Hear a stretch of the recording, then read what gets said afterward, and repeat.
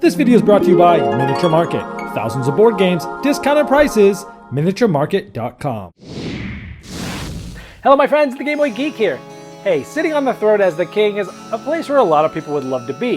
But we can't always do that, so we can be dignitaries or nobles behind the throne, trying to be the ones actually pulling the strings and making the calls. Because today we're talking about Behind the Throne. This is a press your luck card game for 2 to 4 players, takes about 30 minutes to play. Let me show you how it's played. I'll see you on the other side.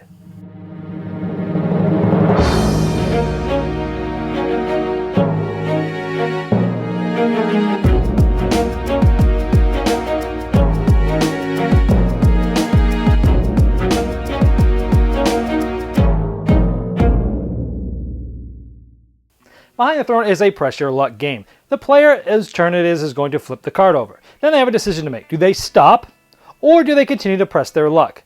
What they're doing is trying not to bust. If the next card is higher than this is the highest card in the game, by the way, then they would bust. So they're going to flip another card. Then the card is 3. Now they have another decision to make. Do they think the next card is going to be 3 or lower, or do they think they'll be able to modify the next card's number to be 3 or lower? If either of those is true, they can continue to go and decide on what to do. In this case, let's say they're feeling very risky and they go. Oh, they would bust because the 7 is greater than the 3, and I don't have anything to help modify this down to a 3 or less. So my turn would be ended, and this would bust, and this would go away. All these cards would go in this discard pile, but let's just say that I didn't do it. Let's say I stopped. When I stop, I have 2 choices. I can either take all of these cards in front of me, or I can give all the cards that are here to any opponent to take 1 card from them. Now when you take cards, there's some rules of cards that are in front of you. Number 1 is you can only have 5 different rows of cards. Here I just have 2 and that's good. If we already had 5 and I got a new type of card, I'd have to discard 1. You can always have more than 1 of a card. So for example, I have 3 9s, for example. I still just have 2 stalls of cards. Now, how it works is at the end of the game, if you have more than 1 card of anything, it's going to be face value. So if I have 2 or more of the 9s, this is worth 9 points. If I have just 1 of anything, it's worth no points. So this would give me 3 points because it's the second card of 1. That's how the end game scoring works. But let's talk about some of the limitations. We already talked about you can only have 5 different types of cards, but you can only have 5 of any 1 card as well. Let's go over what these different numbers do and the different abilities. Now once again, you can only have 5 different types of cards in front of you at any one time. I have them lined up here for demonstration of what the different abilities do. First of all, look at the first 5. Numbers 1 through 5, all of the numbers have a green background. That's because all these ones have a special thing that goes on. These guys, you have to have the most of those to be able to trigger its ability. The next 2 cards have blue shields, and those are sort of protection. I'll go over those later. And the red ones are hindrances. Yes, they give you the most points, but they actually make the game harder for you. So let's go over all the green actions first. And once again, the green ones, you have to have the most of each of those cards in order to do the ability. So let's just assume we have the most of all of these.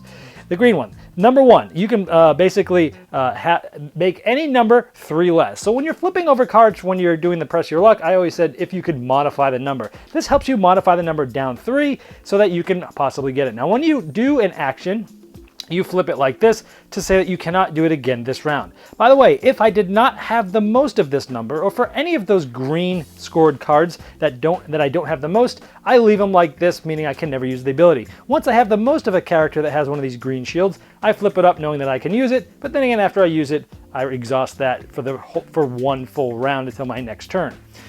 This one here allows me to look at the card on the top of the next deck to see if I want to continue.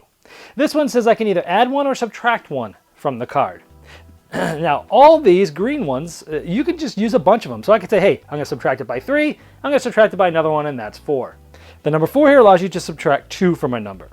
Now, the number 5 allows you to take any of these green ones we just talked about, and if it was exhausted, you can redo it. So let's say she was like this, I already used her ability, I could make her available again, but then he gets exhausted. That's the judge, that's how he works.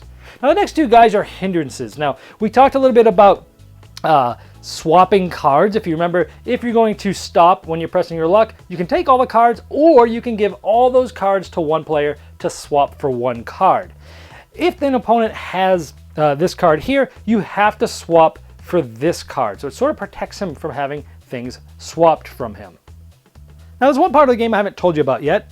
If, when pressing your luck, you bring up a card that has the same value as the card that was just previous, or if you can use things to modify cards. I might have actually pulled a 5 here, but I could use my -2 character to make this actually be a 3. Anytime those are exactly even, you get to destroy a card from an opponent.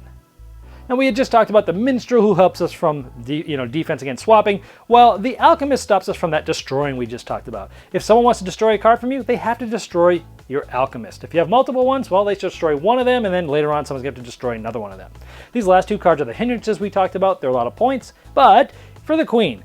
Now, we talked about destroying just a minute ago. Now, if you're going to destroy somebody, you need to have more cards in the press your luck area than how many queens you have. So if you have 2 queens, you need to be on your 3rd card pressing your luck before a destroy can happen by matching the card as described before. With the king, you need to be equal or greater than, have equal to or greater than the number of cards that you're pressing your luck with, than the number of kings in order to swap with somebody. And that's what the different abilities do. Now I mentioned this was the beginning of the discard pile. Once this is totally done, we shuffle them all up, we start the deck up again, and then when this card comes out, the game ends immediately. That player doesn't get to score. And then we score, as we said earlier, you add up the points. For any card that you have more than one of, you add those points up, and whoever has the most is the winner. All right, well, there you have Behind the Throne. I typically like press your luck card games, and this one was no different. I thoroughly enjoyed this one a lot. It really impressed me with the way of pressing your luck. And when you stop, you still have 2 choices. Are you going to take the cards, or are you just going to stop at one card and swap a card for somebody else? But watch out, because they could have those minstrels there that will stop you from swapping. It's like, do you go for the lower cards that give you awesome abilities to be able to manipulate the things to keep going and pressing your luck further, but they're not really worth a lot of points? Or do you go for those big powerful guys, the queen and the king, that give you a ton of points at the end, but they hurt you throughout the game too? Or do you go for the defense guys? You set up a good powerful thing and then set up a lot of defense, but then you can't really manipulate a lot. A lot of good decisions to make here. You're messing with other players. The special abilities is cool, where sometimes you got to have that majority for most of them to be able to, exhaust those special abilities, and you're deciding when they go. The game reminded me a lot of one of my favorite pressure luck games called Dead Man's Draw. With the big difference is Dead Man's Draw is when you flip a card, that activates happens right away automatically. Where in this one, you first have to fight for the majority for most of these, and then you're deciding when to use them. Some people that like more control over their pressure luck games like that will like this one better. Some people that like a little bit more chaos might like Dead Man's Draw better. I love Dead Man's Draw, and I really like this one. I was very impressed. I love the different avenues you can go, the different strategies.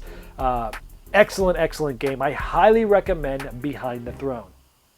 This video was sponsored by Miniature Market's Review Corner. The Review Corner features podcasts, video, and written game reviews by gamers for gamers. Miniature Market, the online gaming superstore. Thousands of board games, discounted prices. Check them out at miniaturemarket.com. I'd like to thank each and every one of you for backing me on Kickstarter, making this season become a reality. I'd like to especially thank those here that have backed me at the credit level. Now, these video reviews are also available by audio on our podcast. It's the intros and the final thoughts on GameBoyGeek.com. Click podcast.